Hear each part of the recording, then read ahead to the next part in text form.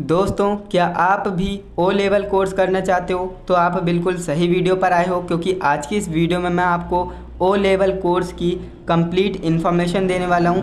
And friends, आपकी जानकारी के लिए बता दें, ओ लेवल कोर्स काफ़ी ज़्यादा पॉपुलर है। ये गवर्नमेंट एग्ज़ाम्स में तो मांगा जाता है, साथ में आपकी स्किल्स को भी इम्प्रूव करेगा, क्योंकि इसमें आप सिलेबस देखेंगे ना तो आपका सिलेबस रिवाइज हो चुका है। यानी कि पहले वाला सिलेबस से आज वाला सिलेबस बहुत ही एडवांस हो चुका है। यानी कि पहले वाले सिलेबस में हमें सी लैंग्वेज सिखाई जाती थी, तो आज वाले हमारे ओ लेवल कोर्स में पाइथन सिखाई जा रही है। तो आप समझ सकते हो कितना ज़्यादा एडवांस हो चुका है। आज की इस वीडियो में मैं आपको कंप्लीट ओ लेवल की इन्फॉर्मेशन देने वाला हूँ, यानी कि ओ लेवल कैसे कर सकते हैं, कहाँ से कर सकते हैं, फीस कितनी लगेगी और एग्ज़ाम कब होता है, एग्ज़ाम प्रोसेस कैसा होता है, रजिस्ट्रेशन कैसे कर सकते हैं, है ना। बहुत सारी चीज़ें आपको इस वीडियो में मिलेंगी। तो आप अगर इस वीडियो को कंप्लीट देख लेते हो तो इसके बाद आपको दूसरी कोई भी वीडियो देखने के लिए ज़रूरत नहीं होगी। इस बात का आप मुझसे बिलीव कर सकते हो एंड आप इस वीडियो को कंप्लीट देख सकते हो।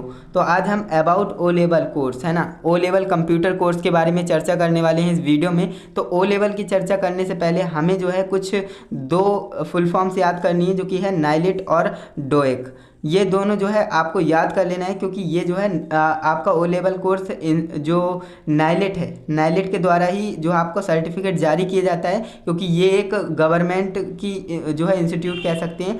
यहीं से आपका जो है क्या आता है, ओ लेवल का सर्टिफिकेट आता है, ट्रिपल सी एग्ज़ाम का सर्टिफिकेट आता है। यानी कि आप इसे प्राइवेट नहीं कर सकते। प्राइवेट जो इंस्टीट्यूट से करेंगे भी ना, तब भी आपको जो है ऑनलाइन, यानी जो वेबसाइट है नाइलिट की ऑफिशियल वेबसाइट है, वहीं से आपका सर्टिफिकेट जारी होगा। ध्यान दीजिएगा, नाइलिट का पहले नाम था डोएक, है ना। अब जो है इसका नाम बदलकर नाइलिट कर दिया गया है। और नाइलिट की फुल फॉर्म होती है NI। देखिए, सबसे पहले स्पेलिंग समझिए नाइलिट की क्या होती है, NIELIT, यानी national institute of electronics and information technology. इसको आपको याद कर लेना है। एंड इसके बाद departments of electronics and accreditation of computer courses, है ना। तो ये क्या होती है, डोएक की क्या होती है, फुल फॉर्म होती है। तो ध्यान दीजिएगा, जो आपका नाइलिट है उसका पहले नाम क्या था, डोएक, अब इसका नाम बदलकर नाइलिट कर दिया गया है। ये तो आपकी जो है सामान्य जानकारी थी, जो कि मैंने आपको बता दी। अब बात करते हैं ओ लेवल कोर्स के बारे में। देखिए, सबसे पहले हम बात करते हैं कोर्स ड्यूरेशन की, कि आखिर ये ओ लेवल का जो कोर्स है वो कितने साल का होता है, इसका टाइम कितना लगेगा इसमें हमें, है ना। तो देखिए, ये 1 साल का कोर्स आप इसे कह सकते हो। हालांकि ये जो कोर्स है आप 6 महीने में कंप्लीट कर पाएंगे। कैसे, अभी आपको बताते हैं। अभी हम 1 साल का कोर्स इसे मानकर चलते हैं। तो 1 साल का कोर्स है, 2 सेमेस्टर इसमें होते हैं। एंड आप एक नोट याद रखेंगे, आप जो है it can be completed in 6 months, यानी आप 6 महीने में भी इसे कंप्लीट कर सकते हो।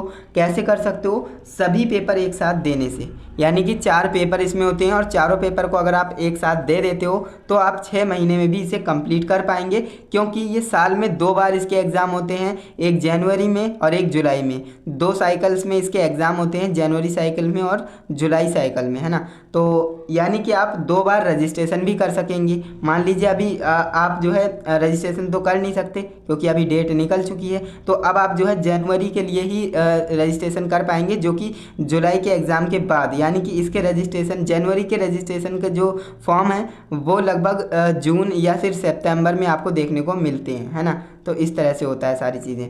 तो ये सारी चीज़ें आपको समझ में आई कि हमारा ये 1 साल का कोर्स है, इसमें 2 सेमेस्टर होते हैं। लेकिन अगर आप चाहें तो इसे 6 महीने में भी कंप्लीट कर पाएंगे, सारे पेपर एक साथ देने से। कैसे करेंगे, अभी आपको बताते हैं। सबसे पहले पासिंग मार्क्स के ऊपर बात कर लेते हैं। देखिए, पासिंग मार्क्स हमें कितने चाहिए होते हैं, 50% आउट ऑफ 33 ईच। यानी कि हर पेपर में आपको जो है 50% लानी है टोटल, एंड 33 ईच, यानी हर किसी में 33% तो आपको लाने ही है ना। और उसका जो है टोटल कितना, आपको 50% लाना पड़ेगा, तभी आप जो है ओ लेवल एग्ज़ाम में पास कर पाएंगे। क्योंकि इस एग्ज़ाम में काफ़ी स्टूडेंट जो है फेल कर जाते हैं। इसीलिए कर जाते हैं क्योंकि ये जो है काफ़ी सीखने वाला कोर्स है और स्टूडेंट सीखना नहीं चाहते, है ना। वो सिर्फ नंबर के आधार पर पास करना चाहते हैं, सिर्फ सर्टिफिकेट चाहते हैं। अगर आप सिर्फ सर्टिफिकेट के पॉइंट ऑफ व्यू से इस कोर्स को कर रहे हैं ना, तो मत कीजिए, क्योंकि कोई बेनिफिट आपको नहीं मिलेगा। आप अगर करना चाहते हैं स्किल से सीखने के लिए, तो आपके लिए ये कोर्स बहुत ज़्यादा बेनिफिट होने वाला है। तो आप इस कोर्स को ज़रूर कीजिएगा। अब यहाँ पर बात करते हैं वेटेज। तो देखिए इसमें जो है थ्योरी और प्रैक्टिकल दोनों होते हैं। थ्योरी आपकी 60% और जो आपका प्रैक्टिकल होता है उसमें 40% मार्क्स चाहिए, किसके लिए, पास होने के लिए, है ना। देखिए परीक्षा जो किसी भी परीक्षा को पास करने के लिए जो आपकी ट्रिक होती है ना, वो यही होती है कि कोर्स कंप्लीट कीजिए, सबसे पहले उसका रिवीजन कीजिए, मॉक टेस्ट लगाइए, एनालिसिस करिए, है ना। तो ये सारी चीज़ें अगर आप करते हो तो डेफिनेटली आप किसी भी पर्टिकुलर एग्ज़ाम को पास कर पाएंगे। और ये तो आपका मस्ट है ना, मस्ट इम्पॉर्टेंट है ये एनालाइज, क्योंकि एनालाइज करने से ही आपको पता लगता है कि आप कहाँ पर स्टैंड कर रहे हो, कितनी गलती कर रहे हो, है ना। तो देखिए अब हम बात करते हैं इम्पॉर्टेंट डेट्स की, कि आखिर ओ लेवल की जो इम्पॉर्टेंट डेट्स होती हैं वो क्या होती हैं, कब रजिस्ट्रेशन होता है, कब पेपर लॉक होता है, कब एग्ज़ाम होता है। देखिए for January cycle, for July cycle, मैंने आपको बताया ये जो आपका एग्ज़ाम है ओ लेवल वो आपका 2 साइकिल्स में कंप्लीट होता है, जनवरी और जुलाई। तो देखिए हम फॉर जनवरी के लिए बात करें तो इसके रजिस्ट्रेशन लगभग जून या सितंबर के बीच में आ जाते हैं, तो आप इसका जो है फॉर्म भर सकते हो, यानी रजिस्ट्रेशन कर सकते हो। इसके बाद आपको क्या करना होता है, प्रोफाइल बनानी होती है, जो कि लगभग 7 दिनों बाद आप बना लेंगे, क्योंकि रजिस्ट्रेशन नंबर आपको मिल जाएगा। इसके बाद आपको जो है पेपर लॉक करना होता है ना। पेपर लॉक की भी एक डेट होती है, जो कि अक्टूबर और नवंबर के बीच में ही आपको पेपर लॉक की डेट मिलेगी। तो आप पेपर को लॉक करेंगे, यहीं पर आपको पेपर लॉक करने होते हैं। मान लीजिए आपके पास 4 पेपर हैं, 4 पेपर तो होते ही हैं, मान लीजिए आप 3 या फिर चारों पेपर एक साथ करना चाहते हो तो चारों पेपर को आपको लॉक करना होगा। और पेपर लॉक की फ़ीस कितनी आती है तो वो मैं आपको आगे बताने वाला हूँ। अभी आपको समझना है पेपर लॉक कब होते हैं, अक्टूबर और नवंबर के बीच में होते हैं। और एग्ज़ाम कब हो जाता है तो जनवरी में आपका एग्ज़ाम हो जाता है। ठीक इसी तरह से जो आपका जुलाई साइकिल है, इसके लिए आपका रजिस्ट्रेशन फॉर्म है दिसंबर या मार्च में आपको देखने को मिलेंगे। पेपर लॉक आपका अप्रैल और मई के बीच में हो जाएगा, एग्ज़ाम आपका जुलाई में हो जाएगा, है ना। जुलाई लगभग अगस्त तक पहुंच जाते हैं, है ना। तो ये सारी चीज़ें होती हैं। तो ये सारी चीज़ें आपको समझ में आई, ये इंपॉर्टेंट डेट्स है, इसका आप स्क्रीनशॉट जरूर लीजिएगा। एंड इसके बाद हम बात करते हैं जो आपका रजिस्ट्रेशन प्रोसेस है वो क्या रहता है ना। अब हम बात करते हैं रजिस्ट्रेशन प्रोसेस की, क्योंकि ये आपके लिए जानना बहुत ज़्यादा ज़रूरी है। रजिस्ट्रेशन प्रोसेस आखिर होता क्या है, तो स्टेप बाय स्टेप मैंने आपको बताया है। पहला स्टेप हमारा है first registration for O level. अगर आप पहला रजिस्ट्रेशन करते हो ना ओ लेवल के लिए, तो आपकी फ़ीस कितनी जाएगी, 500 रुपये। 500 रुपये आपकी रजिस्ट्रेशन फ़ीस जाएगी, है ना। और ये जो है वैलिड कब तक होती है, तो 5 साल तक वैलिड है ना, बहुत लंबे समय तक वैलिड है। क्योंकि होता क्या है, इस एग्ज़ाम में स्टूडेंट्स फेल हो जाते हैं, तो फेल हो जाने के बाद उन्हें दोबारा रजिस्ट्रेशन करने की ज़रूरत नहीं है। क्योंकि अगर आपने एक बार रजिस्ट्रेशन कर दिया ओ लेवल की वेबसाइट यानी नाइलिट की वेबसाइट पर ओ लेवल कोर्स के लिए आपने रजिस्ट्रेशन कर दिया एक बार, तो वो जो है आपका 5 साल तक वैलिड है, यानी 5 साल तक वो आप रजिस्ट्रेशन रहेगा आपका। आप दोबारा एग्ज़ाम दे सकते हो, कितनी भी बार एग्ज़ाम दे सकते हो, है ना। मान लीजिए आप 3-4 बार फेल हो गए हो तो दोबारा आप दे सकते हो, कब तक, 5 साल तक आप एग्ज़ाम दे सकते हो। मान लीजिए 2020 है ना, मान लीजिए 2020 में आपने क्या किया, रजिस्ट्रेशन किया, तो 2025 तक आपका वैलिड रहेगा रजिस्ट्रेशन, है ना। इस तरह से आप समझ सकते हो 5 साल तक आपका रजिस्ट्रेशन वैलिड रहता है। और पहले रजिस्ट्रेशन की आपकी फ़ीस 500 लगती है। और इसके बाद क्या होता है, दूसरा स्टेप आता है तो आफ्टर गेटिंग रजिस्ट्रेशन नंबर। अब देखिए आपने जो है रजिस्ट्रेशन कर दिया, रजिस्ट्रेशन करने के 7 दिन बाद, है ना, रजिस्ट्रेशन करने के 7 दिन बाद आपको जो है एक रजिस्ट्रेशन नंबर मिलता है।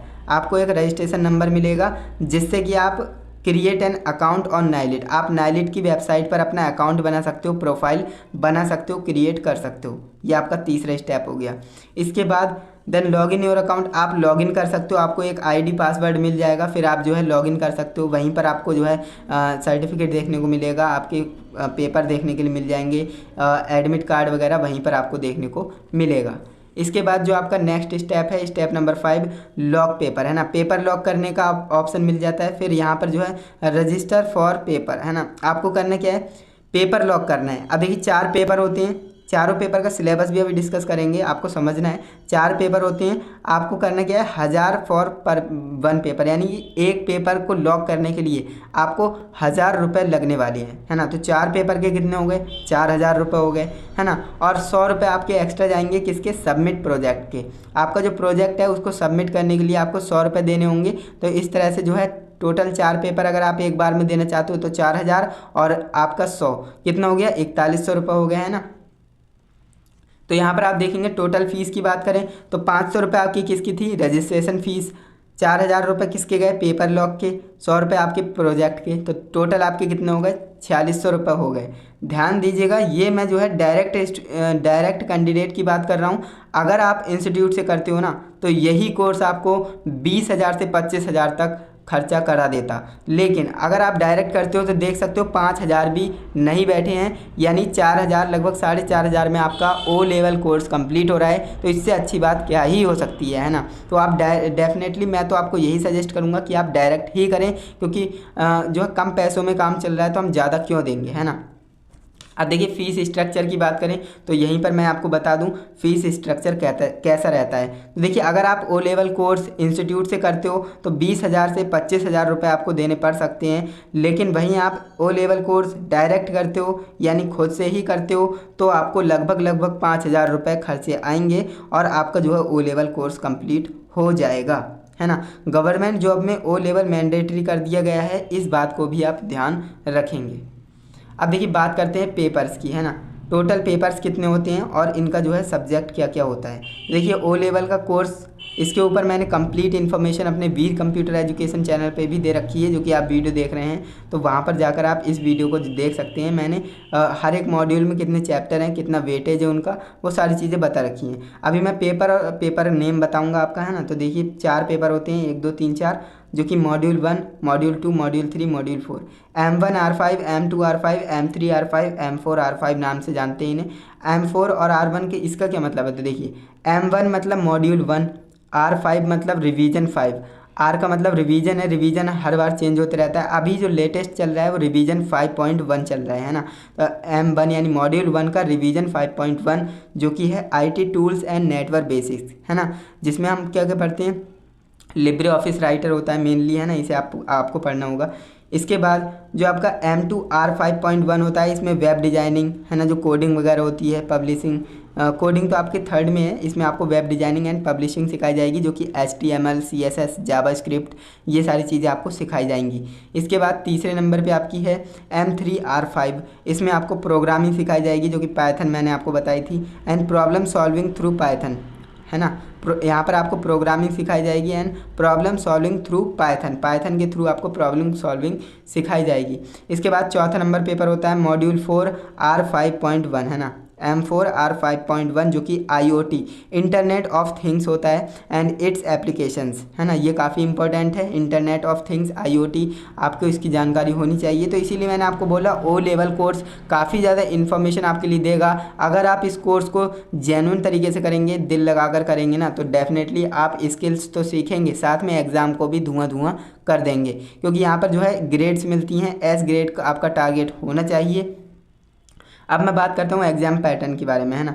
तो एग्ज़ाम पैटर्न देखिए, थ्योरी भी होता है, प्रैक्टिकल एंड वाइवा भी होता है। थ्योरी में क्या होता है, ऑनलाइन CBT एग्ज़ाम होता है, जो कि 100 MCQs आएंगे, 100 मार्क्स के होंगे, यानी 1 मार्क्स का 1 क्वेश्चन आपका रहेगा, जो कि MCQs बेस्ड होगा। टाइम आपको कितना मिलेगा, तो 90 मिनट का आपको टाइम मिलेगा, है ना। और प्रैक्टिकल वाइवा की बात करें तो इसमें देखिए प्रैक्टिकल वाइवा में आपको 3 क्वेश्चन मिलेंगे, जिसमें से 2 करने रहेंगे, है ना। 3 क्वेश्चन आपको दिए जाएंगे प्रैक्टिकल वाइवा में, 2 क्वेश्चन आपको करने रहेंगे और 80 नंबर का ये पेपर आपका रहने वाला है। और ये आपका ऑनलाइन ऑफलाइन दोनों ही होता है, दोनों तरह से आपका ऑनलाइन ऑफलाइन प्रैक्टिकल वाइवा होता है। वाइवा में देखिए 20 मार्क्स होते हैं और टाइम आपका कितना, 50 मिनट का टाइम आपको मिलेगा, 20 मार्क्स का वाइवा आपका होने वाला है। इसके बाद चाहें तो A लेवल कर सकते हैं, और ये भी आपको ध्यान रखना है कि O लेवल के बाद ही आप A लेवल कर सकते हो। ऐसा नहीं कि आप डायरेक्ट A लेवल कर लें, तो ऐसा पॉसिबल नहीं है। आपको A लेवल करना है तो उससे पहले आपको O लेवल करना ही पड़ेगा, O लेवल के बाद ही आप A लेवल कर पाएंगे।